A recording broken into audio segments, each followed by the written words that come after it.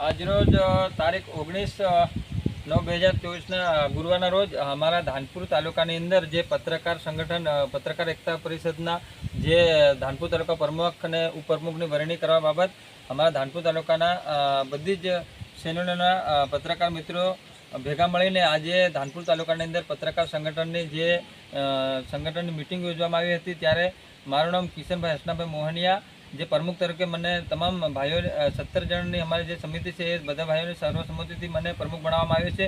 અને જ્યારે ઉપપ્રમુખ કલ્પેશભાઈ ચૌહાણને બનાવ્યો ત્યારે હું બધા પત્રકાર મિત્રોને બધી છેલ્લેમાંથી આવેલા છે એમને બધાનો ખૂબ ખૂબ આભાર માનું છું।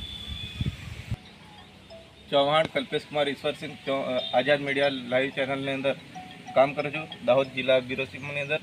ત્યારે ધાનપુર તાલુકાની અંદર પત્રકાર એકતાની અંદર જે અમે પત્રકાર ફાઉન્ડેશન તૈયાર કરવામાં આવ્યું ત્યારે તમામ અલગ અલગ ચેનલના પત્રકારો મળીને મને ઉપપ્રમુખ તરીકે નિમણૂક કરવામાં આવ્યો છે।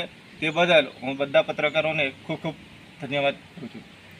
સર, આપણે કોઈ બી અન્યાય સામે લડવાનું થાય ત્યારે શું સંગઠનનું શું કાર્ય રહે છે? ત્યારે અમે બધા ખુલ્લે આમ એમની સામે જબરજસ્તી લડવાની તૈયારી રાખીશું। પ્રમુખ સાહેબ, શું કહેવા માંગો છો? આપણે જે આપને ધાનપુર તાલુકાના પત્રકાર એકતા પરિષદના પ્રમુખ બનાવવામાં આવ્યા છે ત્યારે તમે શું કહેવા માંગો છો?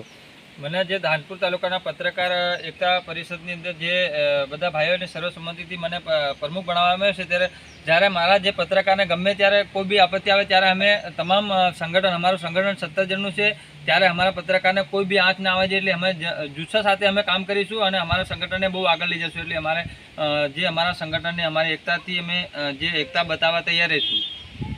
શુભ નામ સર? મારું નામ મોહનિયા કિશનભાઈ હસનાભાઈ। કઈ ચેનલમાં કામ કરો? બૌદ્ધિક ભારત ન્યૂઝ દાહોદ અને જિલ્લા બ્યુરો તરીકે હું હાલમાં ફરજ બજાવું છું। Thank you.